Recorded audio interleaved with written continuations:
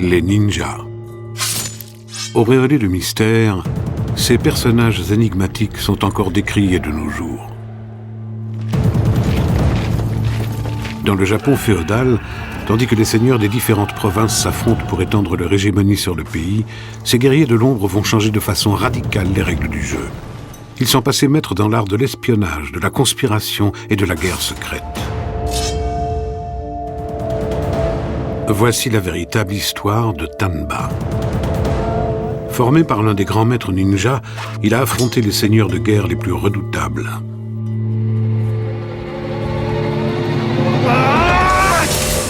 Dans ce film, vous seront dévoilés les petits et grands secrets de ces guerriers d'exception, ainsi que leurs techniques de combat meurtrières. Et l'un des derniers maîtres ninja s'exprimera pour la première fois à la télévision. Les ninjas étaient les meilleures unités spéciales de toute l'Asie orientale. Ils excellaient dans leur domaine.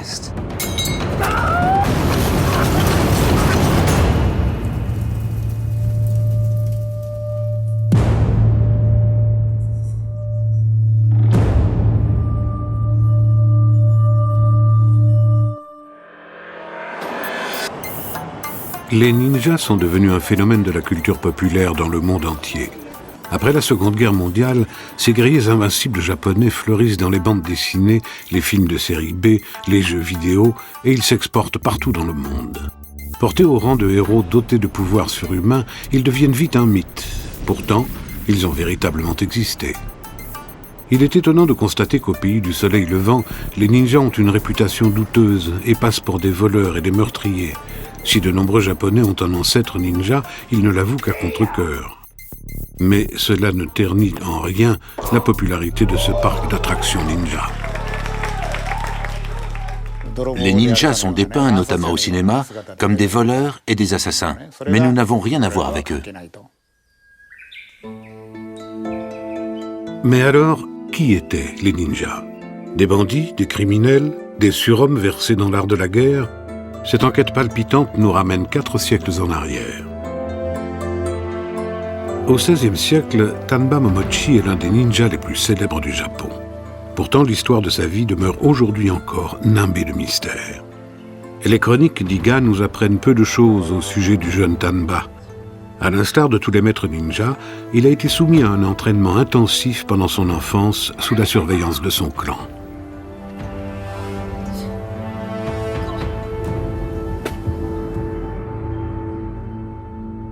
À l'âge de 12 ans, Tanba accompagne son grand-père, qui est aussi son maître, lors d'une mission d'espionnage. Déguisés en bûcherons, ils partent sur les traces d'un important marchand de poudre à canon. Leur objectif, rassembler des informations au sujet de livraisons secrètes d'armes. La mission n'est pas sans danger, car le marchand est escorté de ses gardes du corps, de féroces samouraïs. Ces hommes peuvent se montrer assez imprévisibles, surtout si un jeune blanc-bec ose leur manquer de respect.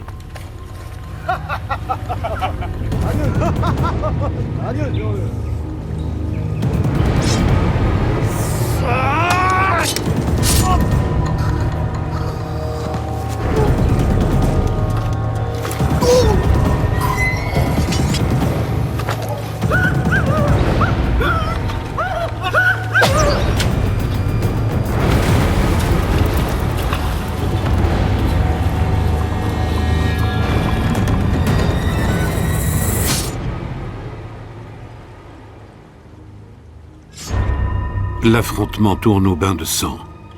Pour le jeune Tanba, le choc est rude. Mais désormais, cette dure réalité fait partie de son quotidien. Il tire malgré tout un enseignement de cette expérience. Un guerrier ninja doit s'affranchir de la peur, du doute et de la fierté. En 1560, à l'issue de la bataille d'Okeazama, le pouvoir shogunal en place perd le contrôle du pays. Le Japon plonge alors dans l'anarchie. Les différents seigneurs et leurs armées de samouraïs s'affrontent au cours de conflits sanglants au gré d'alliances mouvantes. L'enjeu est de taille.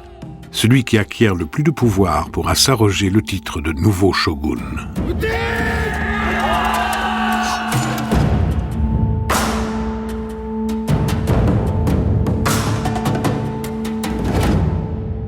Au cours des guerres qui déchirent le Japon pendant 2 siècles, un nouveau type de soldat émerge, qui remporte aussi des victoires impressionnantes hors des champs de bataille, le mercenaire ninja. Un chef de guerre mandatait un ninja essentiellement pour 3 motifs. L'espionnage, l'infiltration et les incendies volontaires.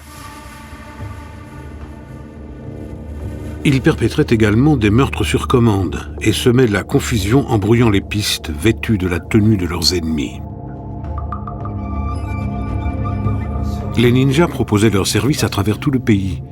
Ils signaient leurs contrats dans le plus grand secret et même leurs familles ignoraient où les menait leur mission.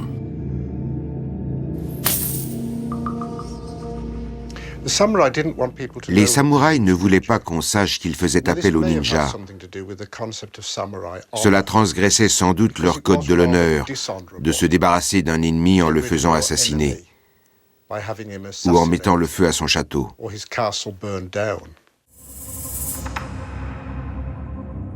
Il est plus facile de comprendre cette défiance à l'égard des ninjas si l'on connaît le code de l'honneur des samouraïs. Selon la tradition des samouraïs, les gentilshommes dignes de ce nom s'affrontaient uniquement dans le cadre d'un duel. C'était un combat d'homme à homme, jusqu'à la mort.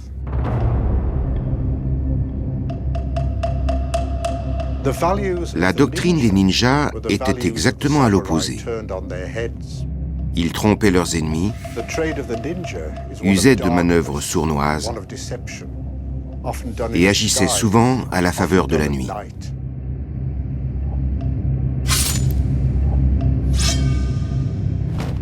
Et il semble que les hommes de la province d'Iga étaient particulièrement talentueux. À travers tout le Japon, de petits groupes d'hommes pratiquent l'art de la guerre selon les techniques des ninjas, mais aucun n'arrive à la cheville des guerriers d'Iga. Tandis que le jeune Tanba et son grand-père reprennent le chemin de leur village, Oda Nobukatsu, le fils du plus puissant seigneur de guerre du Japon, s'impatiente. Son marchand de poudre n'est toujours pas arrivé.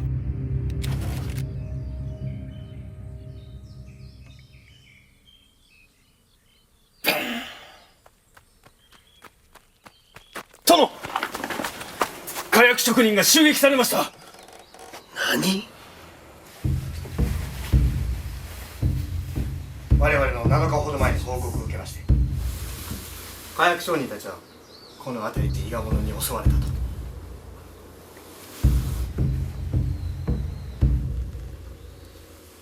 あれ、伊賀め。La province d'Iga, contrée sauvage entourée de montagnes, est un refuge idéal pour ceux qui ont fui la guerre, pour les samouraïs dissidents et pour les petits propriétaires terriens qui veulent défendre leur garde face aux seigneurs voisins. La plupart des hommes d'Iga, et même quelques femmes, s'exercent à l'art de la guerre. Les troupes d'infanterie sont composées de paysans qui s'entraînent de temps à autre après les travaux des champs. En revanche, les soldats d'élite, comme Tanba, pratiquent un entraînement intensif. Un conseil des anciens composé de 12 membres adopte par voie de vote les décisions importantes. Un système démocratique unique en son genre dans un pays ébranlé par la guerre. Pour garantir leur indépendance, les chefs du clan signent un pacte d'assistance mutuelle en cas d'agression de la province. Certains ninjas, notamment ceux des provinces d'Iga et de Koga, se transmettent des informations émanant de leur réseau d'espionnage et s'échangent des stratégies et des techniques de combat. Dans le Japon moderne, ce savoir ancestral est presque tombé dans l'oubli.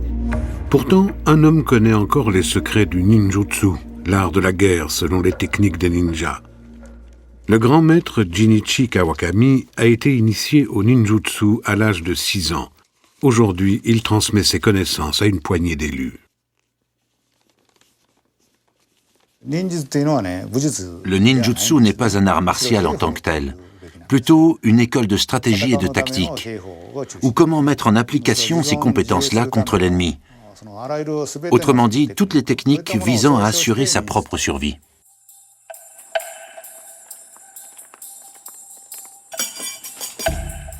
L'enseignement des ninjas va bien au-delà d'un simple art martial.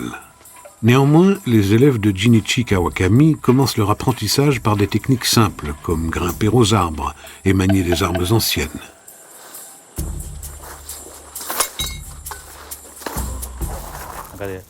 On peut piquer à ce niveau, dévier la lame, atteindre les mains.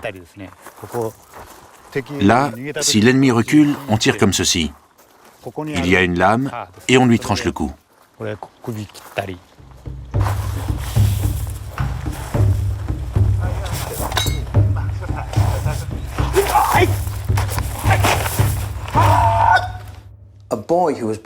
Un garçon né dans une famille de samouraïs devait apprendre le protocole, l'équitation et l'art de manier l'épée.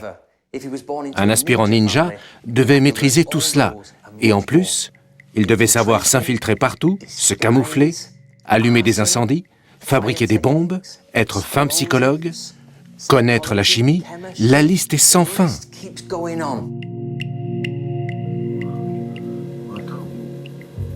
Pendant des années, Tanba apprend les secrets de ses ancêtres.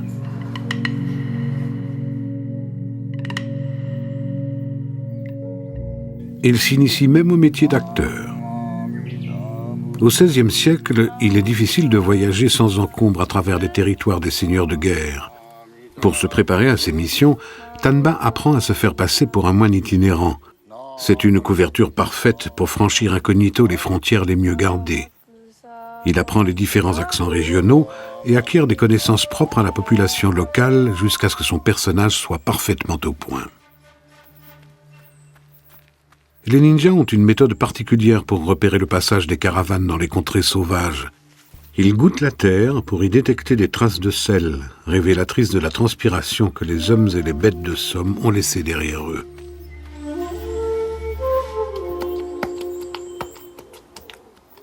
Les ninjas élaborent aussi une nourriture énergétique compacte afin de réduire le poids de leur pactage lorsqu'ils partent pour des missions lointaines. Chaque famille met au point sa propre recette, un mélange à base de riz, de sarrasin, de feuilles de thé et de sang de poisson. On mangeait une boulette 3 fois par jour à peu près. À l'époque, ça faisait office de repas. Et on survivait, ce qui veut dire que c'était nourrissant.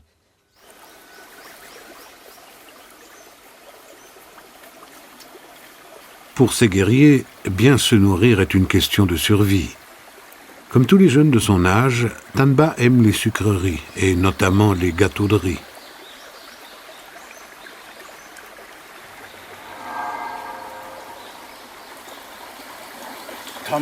Mais les ninjas sont soumis à un régime très strict. Ils doivent consommer beaucoup de légumes, du tofu, des noix, et surtout des aliments inodores. En effet, un plat qui contient trop de sucre, d'oignon ou d'ail peut causer la perte d'un ninja. Un samouraï bien entraîné peut ne pas voir un ninja dans l'obscurité, mais le cas échéant, il peut le repérer à l'odeur. Les guerriers ninjas doivent donc veiller à leurs odeurs corporelles pour ne pas devenir des cibles faciles. Comment les villageois ont-ils pu acquérir une telle somme de connaissances ? Quel est le secret de leurs aptitudes hors du commun ? Selon certains historiens, ce savoir leur aurait été transmis par des sociétés secrètes chinoises dont quelques membres se seraient réfugiés dans la province d'Iga. Les ninjas pourraient aussi avoir été initiés par les Yamabushi, des ascètes vivant dans la montagne. À l'époque, les ninjas et les Yamabushi vivaient dans les montagnes. On prêtait à ces moines toutes sortes de super-pouvoirs, comme par exemple celui de bondir dans le ciel et de chevaucher les nuages. Dans la tête des gens, ils pouvaient disparaître et réapparaître n'importe où, ou encore manipuler n'importe qui.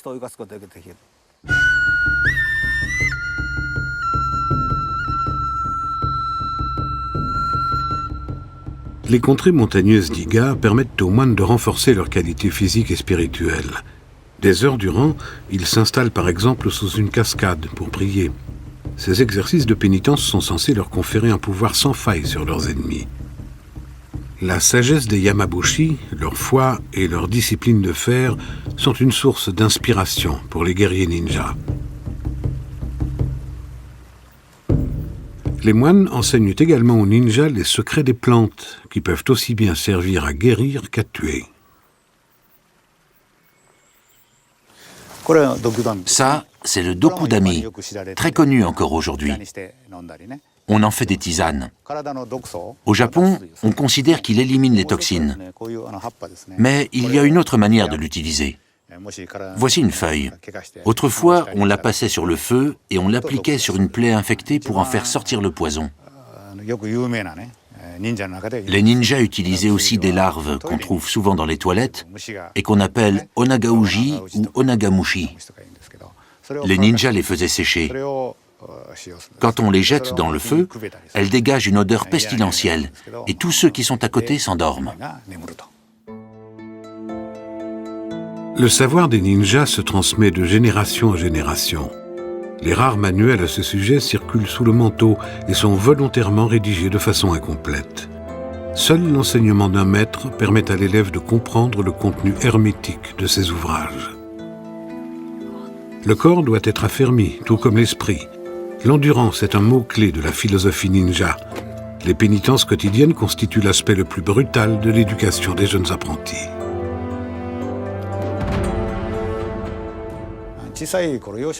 Pour maîtriser cet art, il faut commencer dès l'enfance. De nos jours, personne n'a le temps ni l'endurance nécessaires. Or, cette discipline nécessite un investissement total. En endurcissant ses membres, un ninja peut par exemple se faire passer pour un mendiant vieux et faible. Pour s'infiltrer chez l'ennemi, les ninjas devaient escalader des murs, grimper aux arbres. Cela nécessitait une grande force au niveau des orteils. Chaque muscle du corps est sollicité. Les pieds, les mains, les doigts, même la tête doit être endurcie. Lors de leur mission de nuit, les ninjas se repéraient grâce au toucher. C'est pourquoi on ne renforce pas les paumes des mains pour qu'elles gardent leur sensibilité. En revanche, le corps doit être comme une armure. Aujourd'hui encore, cet entraînement est un processus extrêmement douloureux.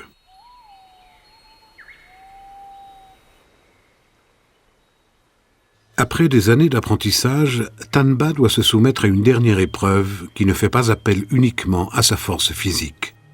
Son maître veut tester son sixième sens.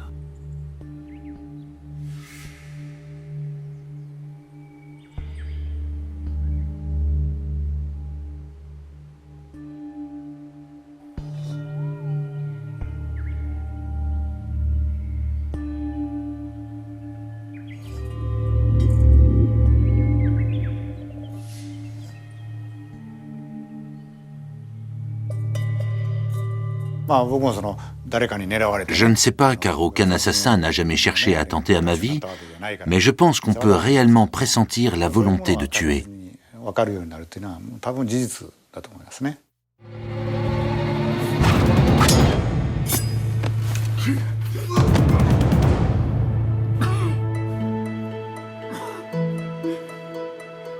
À présent, le vieux maître sait que son petit-fils a franchi toutes les étapes. Tanba est devenu un vrai ninja.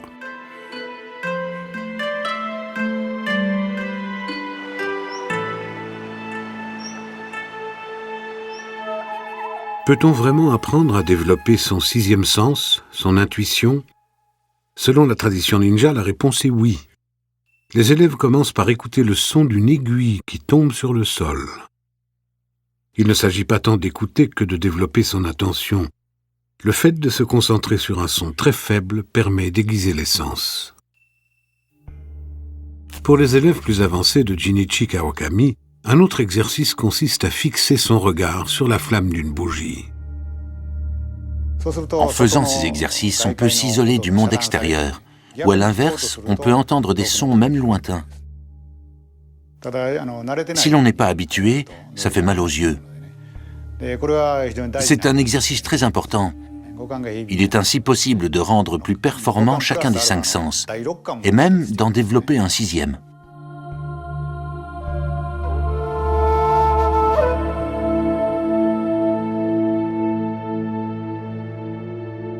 À l'issue de son apprentissage, Tanba accède rapidement au rang de maître ninja. Son grand-père lui a enseigné la sagesse de leurs ancêtres et toutes leurs techniques de combat. Bientôt, il va devoir affronter une épreuve déterminante pour la destinée de son clan. Autour de la province d'Iga, le monde a changé.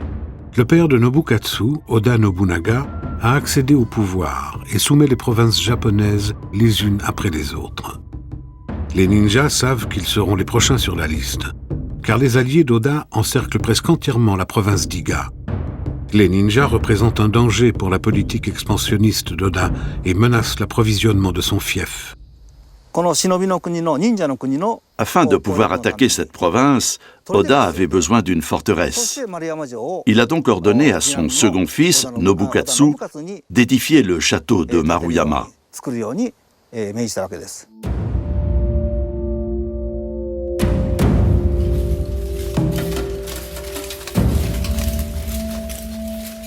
Si Nobukatsu parvenait à soumettre la province d'Iga, ce serait pour lui une belle occasion de faire ses preuves aux yeux de son père. Tanba est conscient que la forteresse est une menace pour son peuple.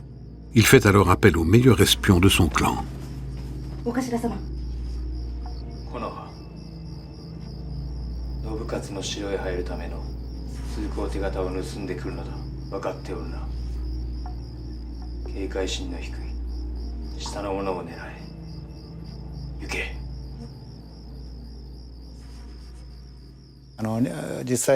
Un ninja en mission se devait de ne jamais succomber à ce qui faisait alors figure de maladie, à savoir la peur, le désir ou encore l'orgueil. Il devait au contraire les maîtriser en toute occasion.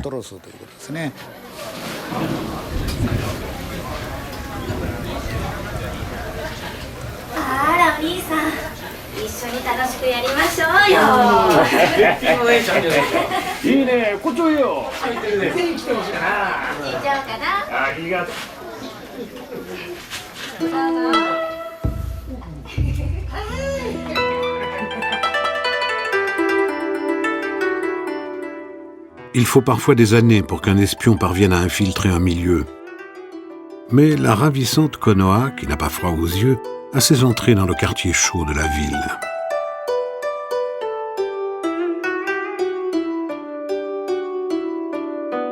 Si elle se faisait prendre, elle signerait son arrêt de mort. Mais la belle est pleine de ressources.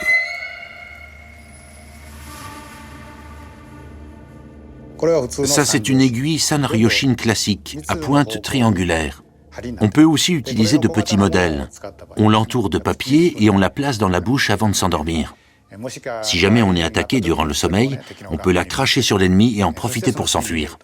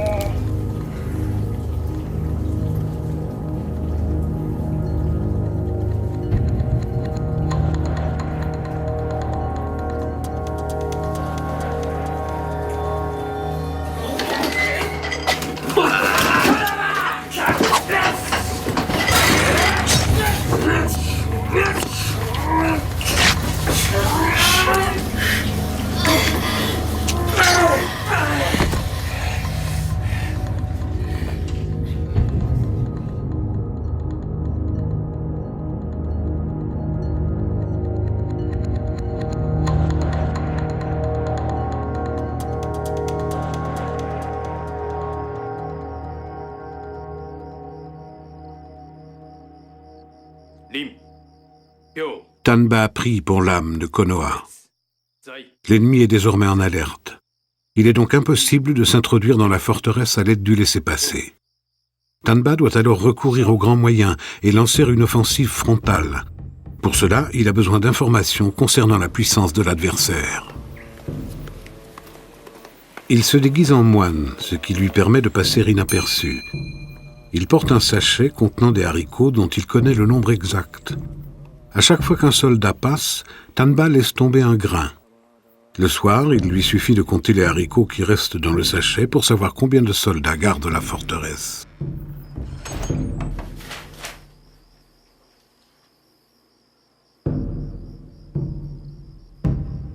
La conquête d'une telle place forte nécessite une préparation minutieuse. Tanba a imaginé la stratégie suivante. Une unité d'élite de ninjas va infiltrer le château, puis soutenir de l'intérieur l'offensive principale.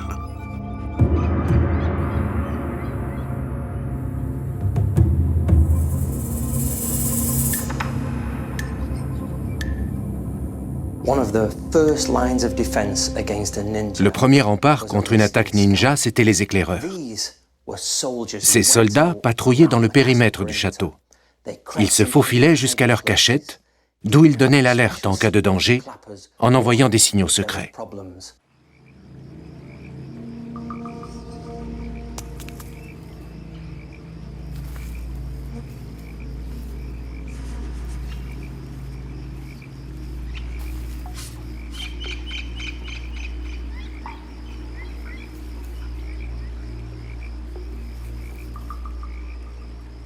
L'espion progresse à pas de loup derrière son ennemi, en adoptant son rythme et en avançant sous le vent.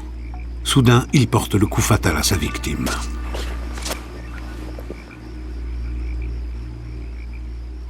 Pour ne pas éveiller les soupçons des gardes, le ninja envoie le signal convenu indiquant que tout va bien.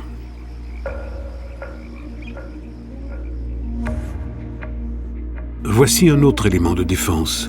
Plusieurs feux judicieusement placés qui éclairent un remblai de gravier entourant la forteresse.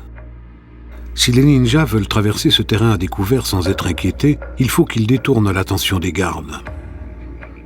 C'est là qu'une deuxième unité d'élite entre en action. Elle déclenche un incendie pour faire diversion.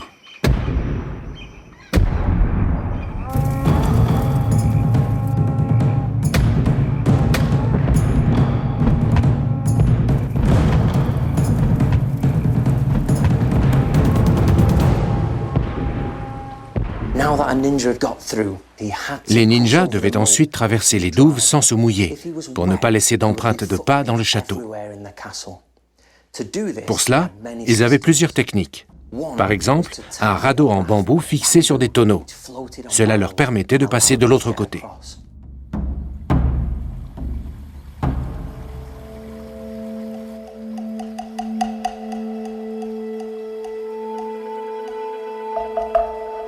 Les gardes s'attendent à ce que l'assaut ennemi provienne de l'extérieur de l'enceinte. Pendant ce temps, Tanba et ses guerriers grimpent sur les murs de la forteresse, dans un silence absolu.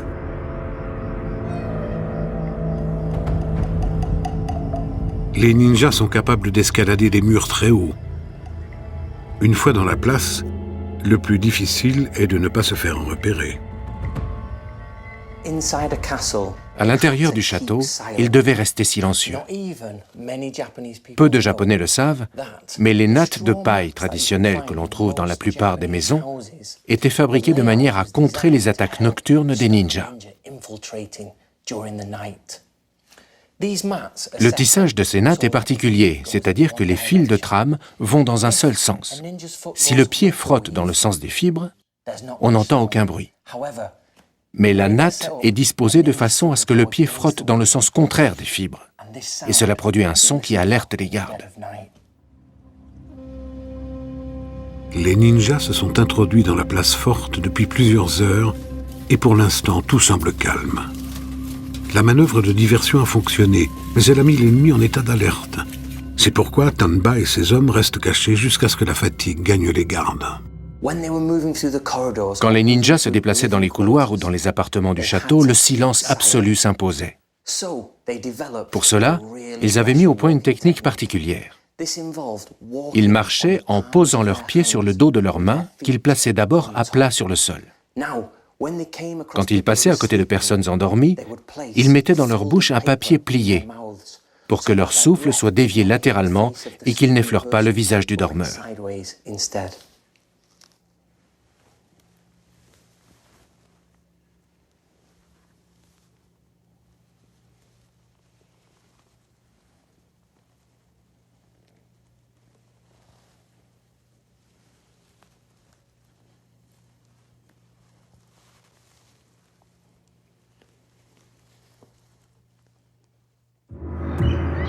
Le sommeil est le pire ennemi de tout soldat.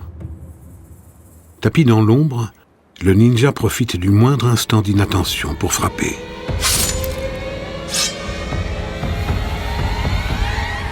Après avoir assassiné le commandant, Tanba donne le signal de l'assaut. Dehors, les troupes ninja passent à l'attaque, tandis que Tanba déclenche une gigantesque explosion en mettant le feu aux réserves de poudre. La forteresse censée soumettre la province d'Iga disparaît dans un immense brasier. Iga a réussi à préserver sa liberté.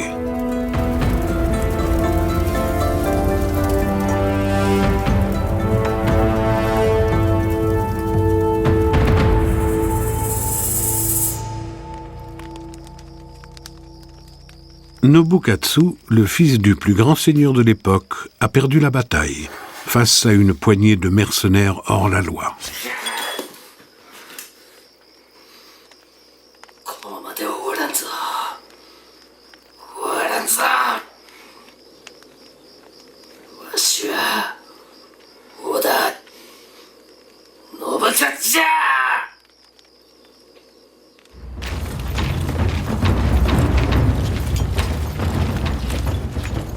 Assoiffé de vengeance, Nobukatsu décide de lever une nouvelle armée l'année suivante, sans en informer son père. Les ninjas sont inférieurs en nombre, mais très bien préparés. Ils sont avertis de l'arrivée des envahisseurs par des signaux de fumée. Nobukatsu se moque de toutes les mises en garde. Il veut réaliser un coup d'éclat pour impressionner son père.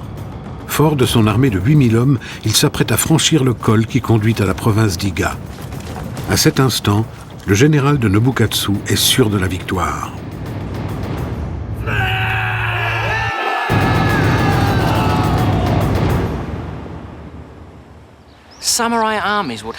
Les armées samouraïs devaient franchir des rivières comme celle-ci, et le travail des ninjas consistait à tromper les soldats. Pour cela, ils fabriquaient des leurres, comme cette pierre attachée à des roseaux avec une corde. Ils adaptaient la longueur de la corde à la profondeur de la rivière.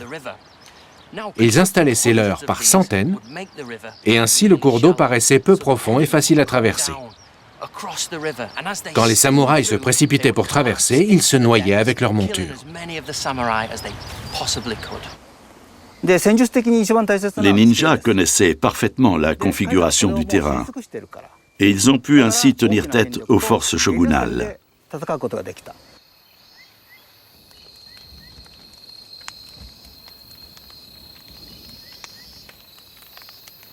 Ils attirent l'armée de Nobukatsu au cœur de la forêt d'Iga, et la campagne militaire qui s'annonçait glorieuse tourne au cauchemar.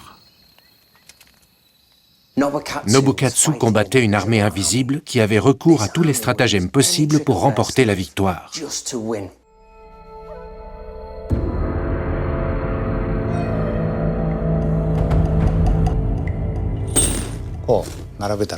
Quand on les jette, ils ont toujours une pointe orientée vers le haut. Quand vous êtes poursuivis, vous les éparpillez derrière vous, et malheur à celui qui marchera dessus.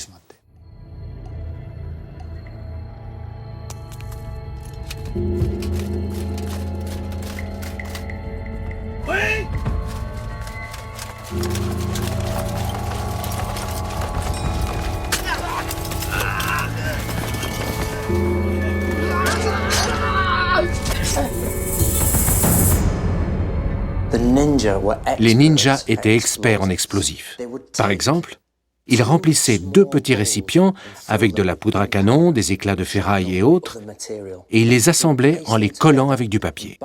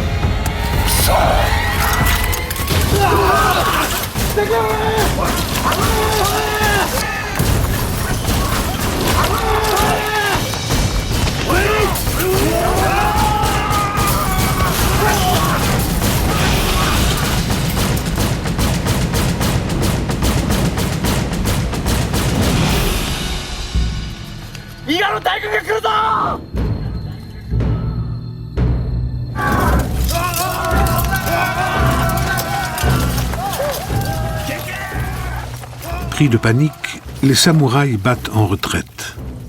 Ils ont aperçu des lueurs en haut de la colline et pensent qu'il s'agit d'une armée ninja. Mais là encore, c'est un leurre. Ce sont en fait des flambeaux accrochés dans les arbres. La défense d'Iga était bien organisée. Les ninjas ne manquaient pas une occasion d'affaiblir leurs ennemis en ayant recours à des tactiques de guérilla et à des attaques surprises.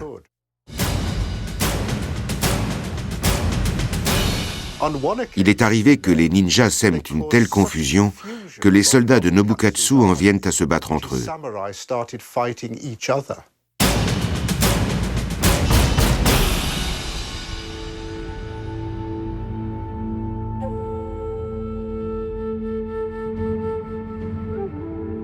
Nobukatsu sort vivant de cette bataille, mais il a perdu l'un des généraux les plus valeureux de son père. Cette deuxième défaite contre les ninjas jette le déshonneur sur la famille du puissant Oda Nobunaga. Nobunaga ne pouvait pas tolérer la défaite subie par son fils, car elle portait atteinte à l'honneur du clan Oda. De plus, les ninjas menaçaient les voies de communication de la province.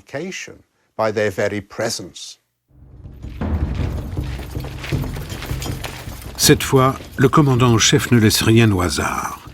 Il envoie l'armée régulière attaquer la province sur 7 fronts en même temps. Les chiffres parlent d'eux-mêmes. 55 000 soldats contre 10 000 ninjas.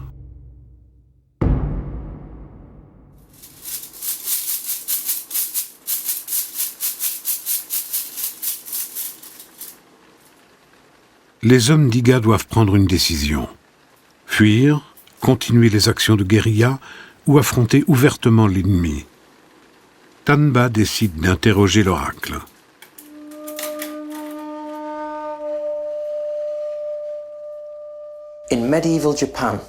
Dans le Japon médiéval, la superstition était très répandue. Les gens pensaient qu'on pouvait prédire l'avenir en observant les étoiles ou les nuages. On enseigne aussi ce genre de choses, mais en précisant bien qu'il ne faut pas y croire. Disons que lors d'un choix vraiment difficile, on peut toujours y recourir, de la même manière qu'on implore les dieux. Tanba prend une décision lourde de conséquences. Il restera dans la province d'Iga pour se battre. Il compte sur l'habileté de ses guerriers d'élite pour combattre les samouraïs, même s'ils sont en supériorité numérique. Cette fois-ci, les actions de guérilla ne suffisent pas. Les ninjas doivent aussi se préparer à un affrontement direct dans leur base militaire.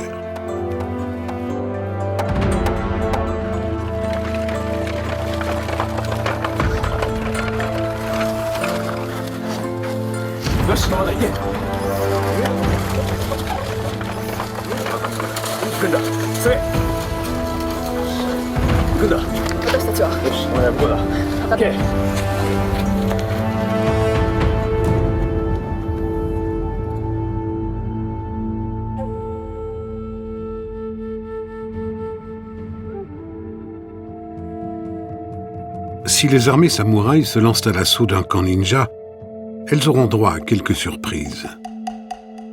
Voici à quoi ressemble une de ces bases militaires. Elle repose sur un système de défense complexe, composé de rizières faisant office de barrières et de champs de mines. Elle abrite aussi des caches d'armes et des chemins de fuite secrets.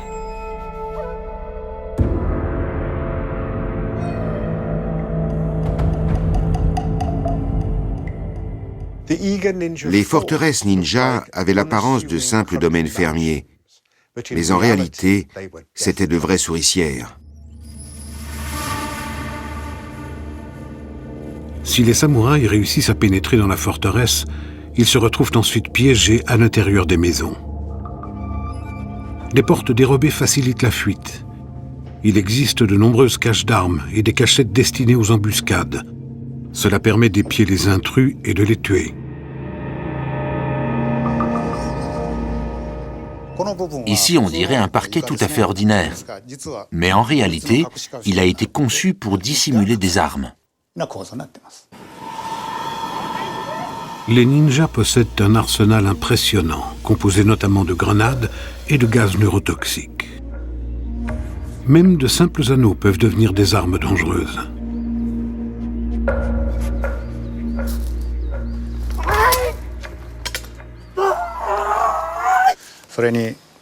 Les anneaux sont tranchants des deux côtés. On peut donc tout à fait les utiliser contre un ennemi.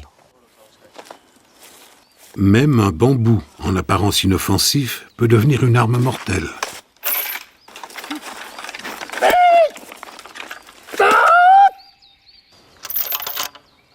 Dans celui-ci, il y a une chaîne lestée, mais il peut aussi être équipé d'une lame ou d'un dispositif destiné à aveugler l'adversaire.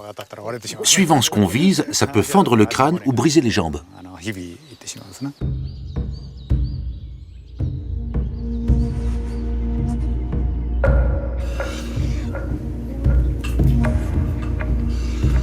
Tanba ordonne à ses hommes de s'équiper pour le combat et de préparer des stocks de poisons, de remèdes et d'explosifs. Mais cette fois, les hommes d'Iga seront en position de faiblesse avant même le début de la bataille.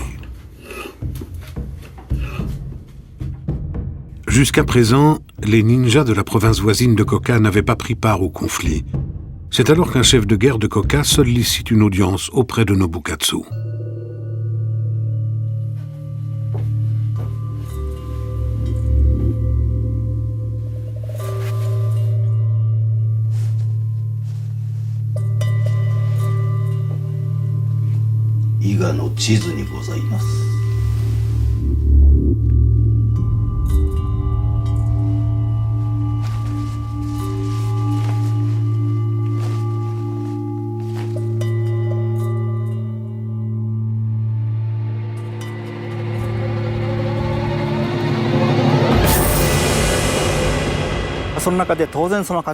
Bien entendu, parmi les différents groupes de ninjas, il y a eu des trahisons.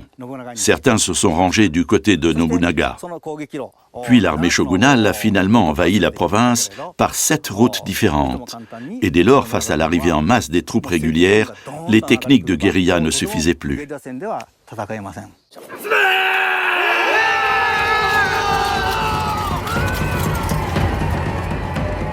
Le traître a livré les plans de défense d'Iga à Nobukatsu. Les camps militaires ninjas vont alors tomber les uns après les autres aux mains des samouraïs. Quelques unités occupent le nord, tandis que la plus grande partie de l'armée progresse vers le sud. Son objectif, encercler le dernier bastion ninja, la forteresse de Tanba.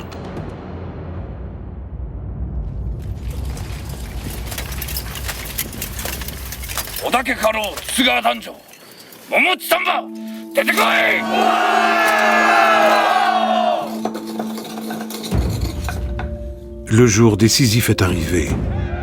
Les hommes d'Iga vont livrer un ultime combat contre l'armée des samouraïs, galvanisée par la perspective de la victoire. Tanba est à la tête d'une armée composée de 450 ninjas et de 1200 soldats avec femmes et enfants, un effectif dérisoire comparé aux 30 000 hommes de l'armée de Nobukatsu.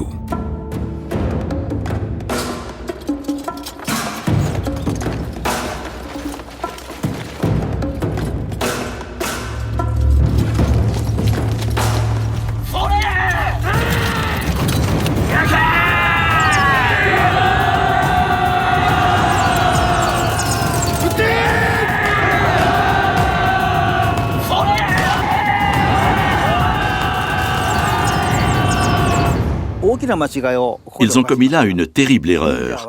Un ninja n'affronte jamais de face un ennemi qu'il sait en position de force. Dans ce cas, il doit opter pour la fuite.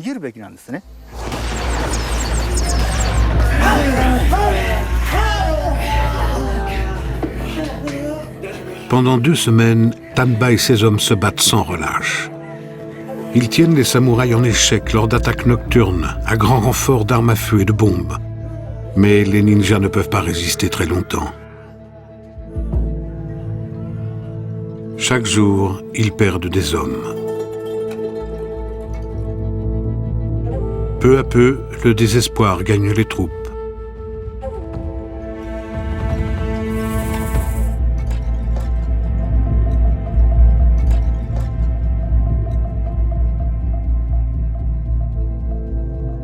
Tanba décide alors de jouer le tout pour le tout. Fidèle à sa réputation de maître ninja, il va tenter une ultime manœuvre. S'il parvient à tuer le général de Nobukatsu en plein champ de bataille, cela poussera peut-être l'ennemi à battre en retraite.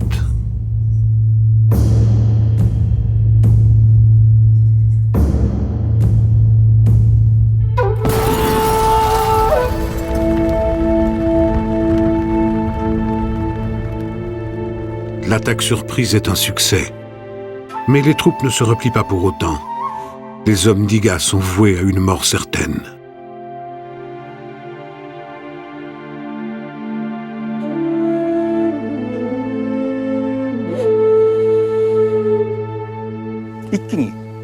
Ils ont été balayés. Ça a été la plus grande défaite des ninjas et elle a entraîné leur disparition. Malgré cet échec, Tanba a prouvé qu'il était un grand chef militaire, parce qu'il a résisté très longtemps face à une puissance écrasante.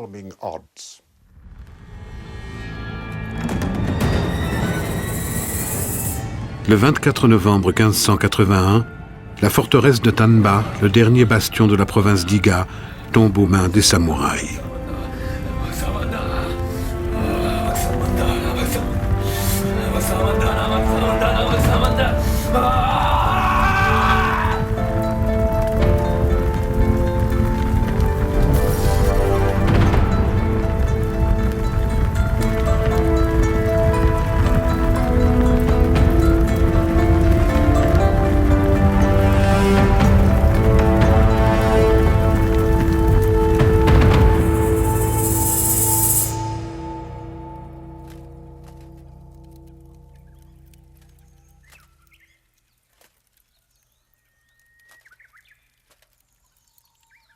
Le lendemain, les soldats exécutent les basses besognes.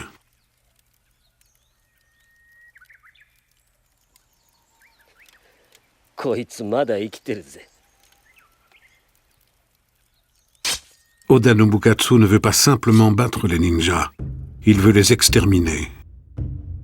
C'est la fin d'une grande dynastie de guerriers. Certains ninjas sont parvenus à fuir vers les provinces voisines. Les rares qui soient restés dans celle d'Iga ont perdu leurs terres, leurs revenus, et ils ont été contraints de rejoindre les rangs de l'armée de Nobukatsu. D'autres ont eu moins de chance. D'après la légende, les rivières et les forêts d'Iga ont été rougies par le sang des victimes ninjas. On raconte que dans un village, plus de 400 hommes, femmes et enfants ont été décapités en une journée.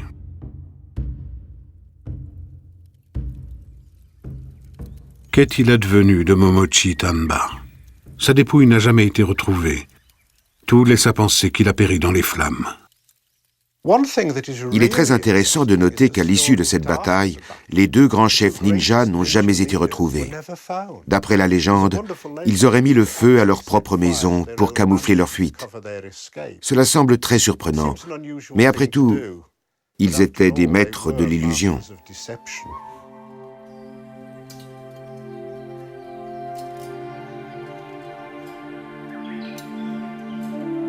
Est-il possible que Maître Tanba ait mis en scène sa propre mort et qu'il ait en réalité pris la fuite par un tunnel que l'on a découvert plus tard sous les ruines? S'est-il déguisé en fantassin pour franchir les lignes ennemies? Nul ne le saura jamais.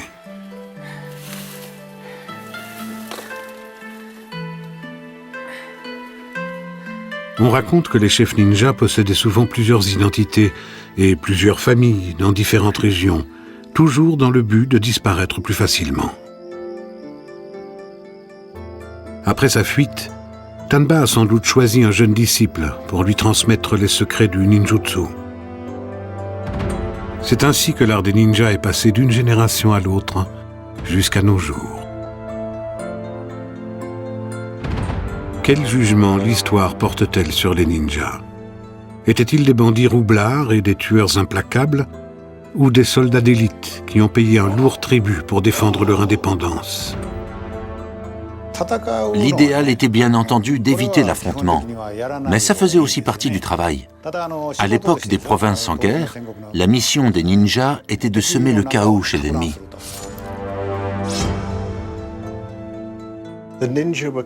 Les ninjas étaient impitoyables rigoureux et avaient à leur manière le sens de l'honneur.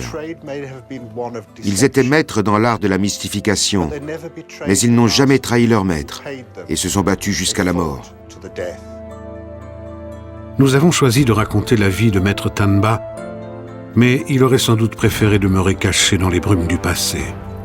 Comme le rapporte un célèbre écrit de l'époque, un bon ninja n'a pas d'odeur, n'est pas identifiable, et tout le monde se demande s'il a jamais existé. Dans un instant, quelques questions sur l'existence des vampires et des morts vivants et les réponses qui avaient été trouvées au Moyen Âge pour éviter que ces revenants ne viennent hanter les vivants.